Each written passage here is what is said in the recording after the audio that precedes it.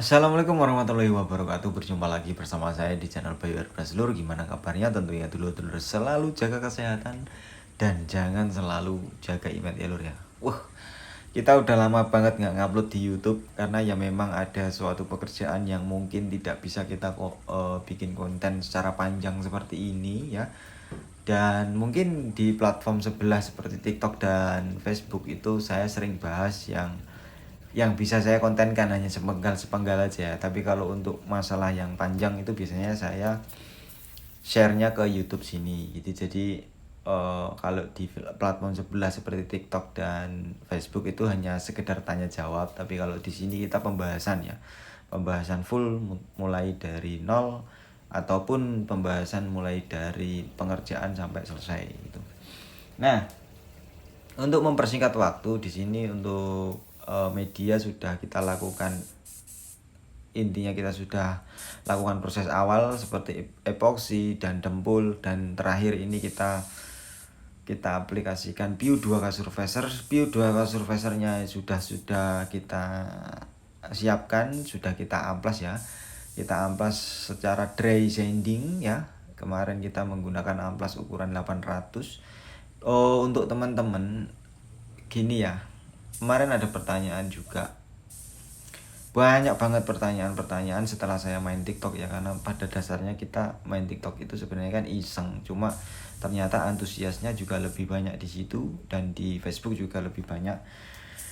Ada suatu pertanyaan seperti ini sampai saya divideokan, dikirim videonya, justru itu bukan auto refinish di motor ya, justru malah mobil ya. Dan mobil yang dikerjakan itu bukan mobil-mobil murah, melainkan itu mobil sekelas Mercy kayak gitu ya, Mazda kayak gitu.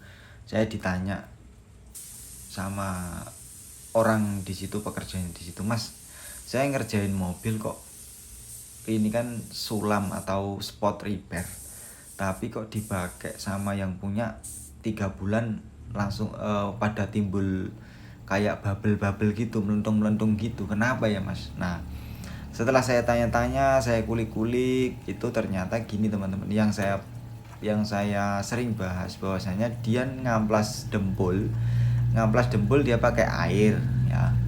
Ngamplas dempul pakai air, habis itu cuma dielap menggunakan kanebo. Nah, setelah itu dinaikkan filler ya, dengerin dulu. Setelah dinaikkan filler otomatis diamplas lagi nih pakai air lagi ya kan. Terus dinaikkan base coat, habis itu di clear coat. Nah, pokok permasalahannya adalah yang saya tangkap, pengamplasan menggunakan air, terutama media dempul, itu harus wajib benar-benar dikeringkan dulu ya. Kalau nggak punya oven ataupun heater, itu dijemur dulu gitu ya teman-teman, karena pori-pori pada dempul itu sangat besar, itu bisa diresap oleh air gitu ya. Nah, air yang meresap di dalam dempul itu kemudian ditimpa atau ditutup, di cover menggunakan filler ataupun cat sampai terakhir air yang terjebak tadi itu akan mengalami penguapan ketika mobilnya itu atau motornya itu dibawa di tempat panas yang ada mataharinya. Setelah itu menguap ya, otomatis komponen yang paling ringan adalah komponen yang di atas, yang di atasnya ya, yang bisa didorong. Gak mungkin dia dorong ke bawah karena di bawahnya besi gitu. Dia dorong ke bawah, alhasil penguapan air tadi ya sama aja kita ngerebus air ya. Kalau menguap kan otomatis misalnya panciannya ditutup, otomatis kalau airnya menguap atau mendidih otomatis kan kedorong tuh. Nah, yang menyebabkan bubble-nya adalah di situ. Itu kemarin saya bahas sama beliau, dan ibaratnya mulai dipahami, dan lain kali mungkin tidak akan dilakukan lagi gitu. Karena ya sayang banget ya, sekelas Mercy terus ngecatnya sayang banget lah. Hasilnya memang bagus pertama, tapi baru 3 bulan udah bubble. Oke, kita kembali ke topik yang ada ini. Nah, kita mengaplikasikan tadi untuk base coat-nya ini. Terus terang, base coat ini memiliki kandungan pel yang sangat tinggi atau mutiara yang sangat tinggi, sehingga daya tutupnya itu nggak bisa satu kali langsung basah ya. Takutnya gini, kandungan pel yang sangat tinggi itu mengurangi pigmen yang ada, pigmen warna yang ada, sehingga daya tutup itu akan mulai mengurang gitu. Kalau kita langsung tembak basah, takutnya itu mottling atau blorok, atau bahkan yang paling parah itu meler. Biskutnya meler kan aneh ya, nanti dilihat kan nggak cantik gitu. Gimana caranya mendapati bahan seperti itu? Caranya seperti yang awal saya aplikasikan tadi itu, sebenarnya kita mengaplikasikan controlling pertama. Controlling pertama itu kita tembak tipis, ya tipis merata, kita nggak langsung tebelin. Terus jedanya itu estafet dalam arti misalnya titik A kita mulai dari tangki, terus body yang lain, nanti sampai ke body terakhir ya, body terakhir kita kembali ke tangkinya lagi untuk pemadatan warna ya, seperti yang di video ini. Ini kan sudah mulai padat ya dibanding tembakan yang pertama tadi gitu. Kenapa harus begitu mas? Ya itu tadi yang saya jelaskan. Kalau kita langsung tebel, ini kondisi malam juga dan medianya itu plat, takutnya plat itu dingin teman-teman. Nanti penguapannya akan lebih lambat dan bisa mengakibatkan mottling atau partikelnya tenggelam, ataupun yang paling parah ya meler tadi itu, karena catnya lambat menguap gitu ya, cat mengandung thinner gitu. Nah setelah ini kita menggunakan cat jenis poliuretan, dan seperti biasa cat jenis ini itu kalau saya pribadi ya itu sekitar 15-20 menit kita langsung naik ke tahapan clear coat ya teman-teman. Banyak banget kasus-kasus yang dikirimkan ke saya, video-video yang dikirimkan ke saya, yang sering saya upload di Facebook. Bahkan saya dibully sama orang-orang di sana, dikira itu video saya sendiri. Jadi clearnya itu nggak mau chemical dengan cat. Paham kan? Chemical itu apa? Maksudnya clearnya itu tidak ada resapan ke bagian catnya atau base-nya gitu.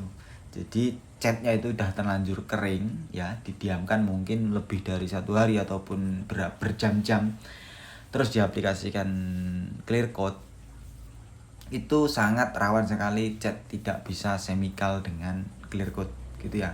Karena cat itu atau clear coat itu dia ada semacam kayak resapan tapi nggak banyak, dia hanya untuk menyengkram si base coat itu.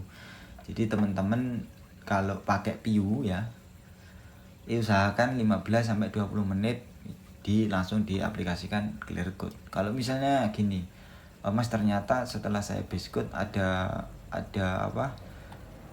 sesuatu hal yang nggak bisa saya tinggalkan, misalnya disuruh mama beli lombok di pasar sampai 6 hari gitu, itu ya kemungkinan besar kalau misalnya kita mau naik clear coat itu harus wajib diamplas dulu, sanding 1000 kalau untuk ukuran JIS. Kalau untuk ukuran Eropa atau amplas yang merek DMS itu pakai 1200. Lalu kita naikkan base coatnya lagi tipis merata, jeda 15 menit baru naik clear coat. Jangan langsung di clear ya, takutnya ya itu tadi.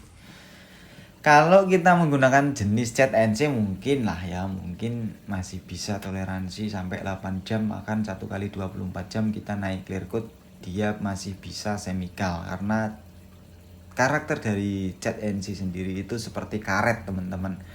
Dia seperti karet dan ketika kena bahan berikutnya itu dia bisa lembek kembali dan dia bisa chemical kembali. Makanya kenapa kalau kita pakai NC itu usahakan dikeringkan dulu gitu. Takutnya gini, kalau misalnya kita pakai NC nih, jeda 1 jam kita langsung naik clear coat. Nah 1 jam itu NC secara disentuh dia memang kering teman-teman, tapi belum keras gitu. Ya kalau disentuh permukaannya 1 jam udah kering. Nah base coat NC yang belum kering tadi ketimpa dengan clear coat, otomatis pengeringannya atau pengerasannya akan terhambat ya. Jadi nanti alhasil teman-teman nyalain clear coatnya, wah clear coatku kok nggak mau keras-keras ya mas, udah 1 bulan ditekan kuku masih bekas. Kenapa? Ternyata catnya NC pengeringannya nggak ideal, terus ditimpa clear coat, hasil ya itu pondasinya nggak kuat, jadi yang di atas nggak bakal kuat gitu. Nah, kita kembali ke topik ini. Kita sudah sampai di tahapan clear coat. Banyak banget pertanyaan tentang clear coat HS yang 6300 ini, itu HS atau enggak, HS atau enggak. Sebenarnya clear 6300 ini HS teman-teman. Jadi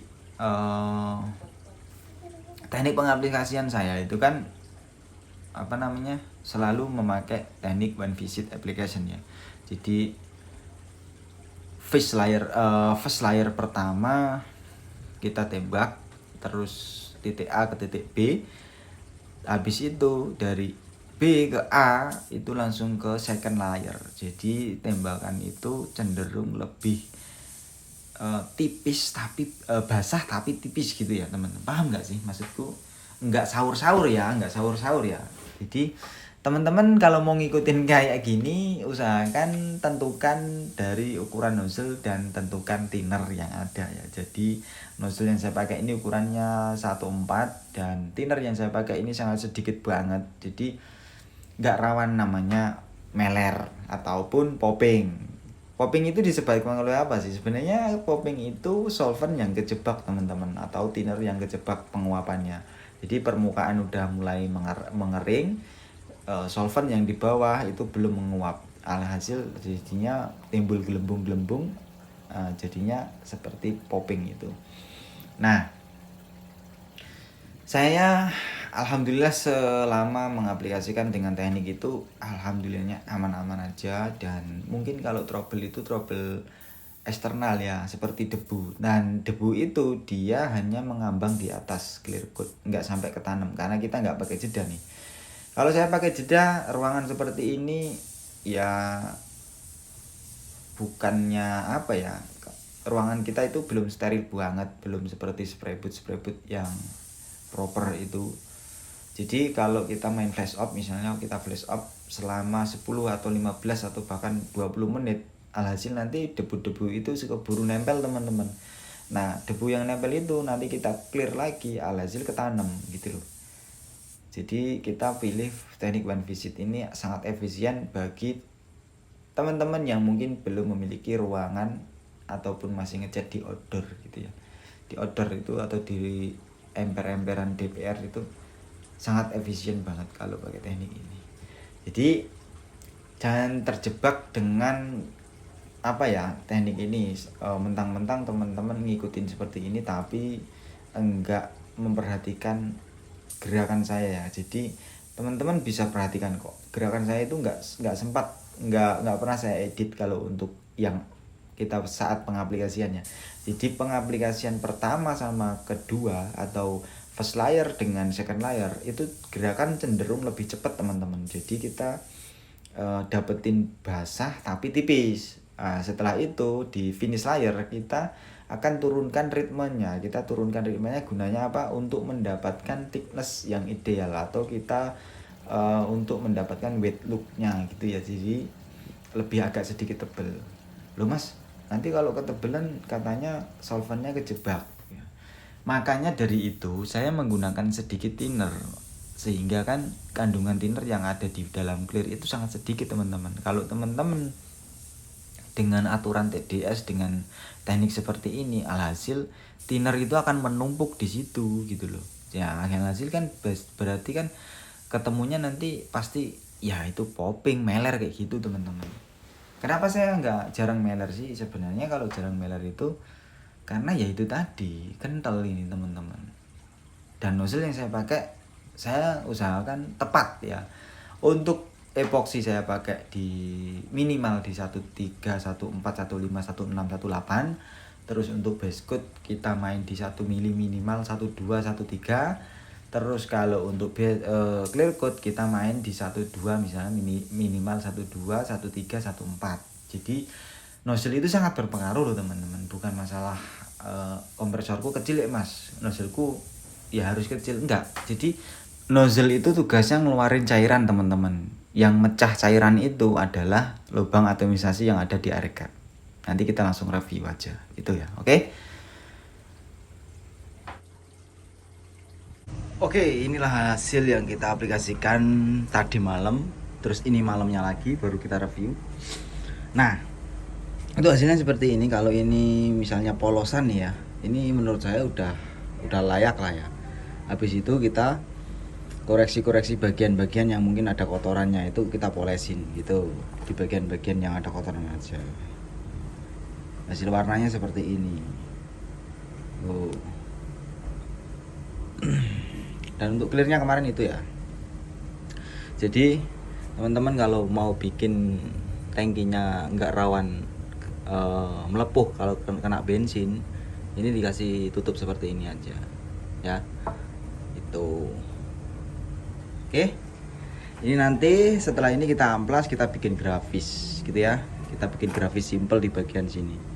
Itu. Jadi untuk sementara seperti ini, biar kering dulu, habis itu kita amplas, kita buat grafis, kita tunggu next videonya. Oke, terima kasih. Semoga bermanfaat. Thank you for watching. Wassalamualaikum warahmatullahi wabarakatuh. Saya lagi pilek.